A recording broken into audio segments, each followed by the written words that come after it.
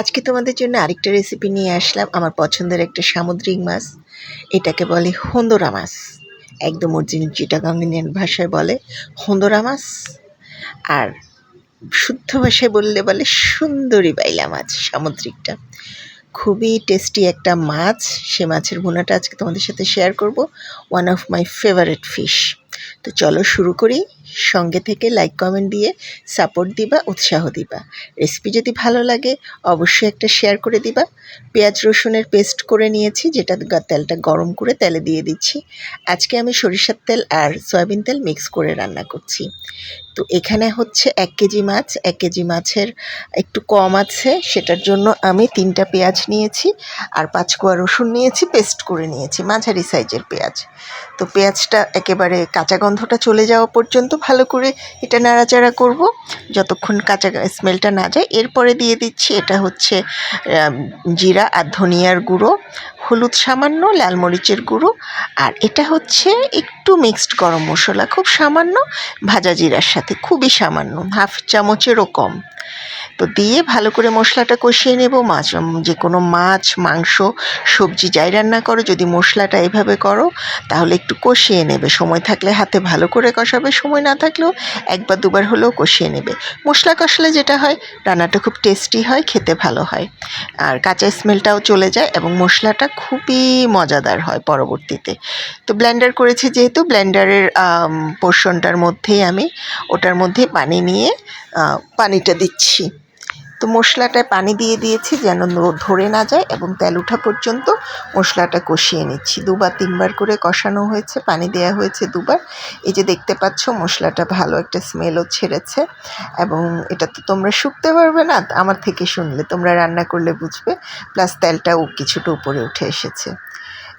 আরও কষালাম, আরও কষানোর পরে মশলাটা আরও শুকিয়েছে, পানিটা আরও তেল ছেড়েছে। তো এই পর্যায়ে আমার মশলাটা রেডি মাছ দেওয়ার জন্য। এই যে দেখো, মাছ ভালো করে ধুয়ে নিয়েছি। ভালো করে ধোয়া মানে কাকনা টাকনা সব পরিষ্কার করে লবণ দিয়ে আর সিরকা দিয়ে ভালো করে মাখিয়ে রেখে তারপর একদম ফকফকা। এই মাছটার গায়ে আমিষ আছে, ছোট ছোট অসংখ্য আমিষ। তা আমি যেহেতু দোকান বাজার থেকে কুটিয়েই আনি, আর এখানে আনার পরে আমি খুব ভালো করে কচলে ধুয়ে নিই। এই মাছটা ফ্রেশ, খেতে ভীষণ মজা।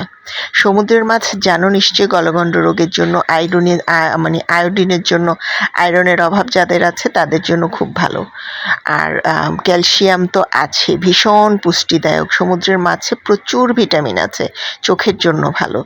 আর আমার পছন্দ, আবার প্লাস আমাকে ডাক্তারও সামুদ্রিক মাছ একটু বেশি খেতে বলেছে, শরীরে আয়রনের অভাব বলে। তো মাছটা ভালো করে কষিয়ে নেব। এই মাছে খুব একটা ঝোল হবে না, দেখেছো শুরুতে কিভাবে রান্না করেছি।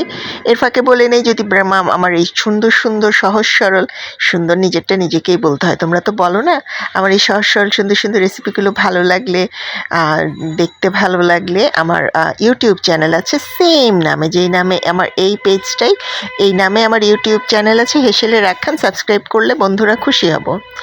আর হচ্ছে এই পেজটা এতটুকুন দেখার পরও যদি কেউ একটা ফলো না দাও, টুক করে ফলো দাও। আমিও এর ফাঁকে তোমরা ফলো দিতে দিতে একটু পানি দিয়ে দিলাম, বাকি যে পানিগুলো আছে সেটা দিয়ে দিলাম। দেখতেই পাচ্ছ সুন্দর মশলার কালারটা হয়েছে।